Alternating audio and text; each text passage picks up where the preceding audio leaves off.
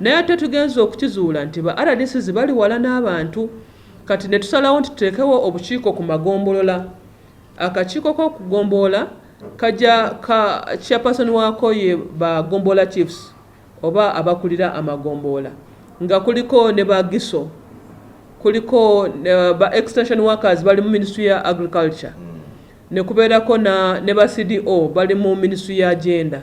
So bino byonna tubikoze kulaba nti government twenyigira wamu okulwanyisa obulwadde bwaki. Anga giso ajja kubuulira sub county chief amawulire agavudde mu bitundu byakola ki byatwala. Amagombola agamu galimu ebyalo nga 8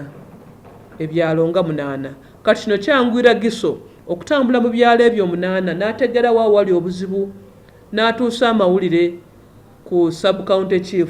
Wadenga Minisita Mbayo agamba nti mu kiseera kino tanafuna bujulizi bwonna bulumiriza RDC kubanga ali enguzi.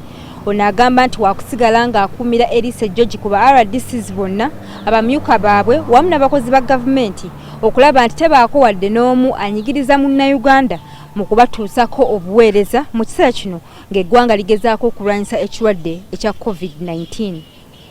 Mpulidde amawulire nti waliwo ba RDCs abajja ku bantu ssente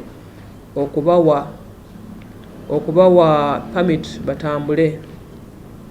Kakati tugenda kukiteesaako nze ngenda ku proposinga abantu ababiri RDC awadde ne gwe bawadde mwenna mubeere implicated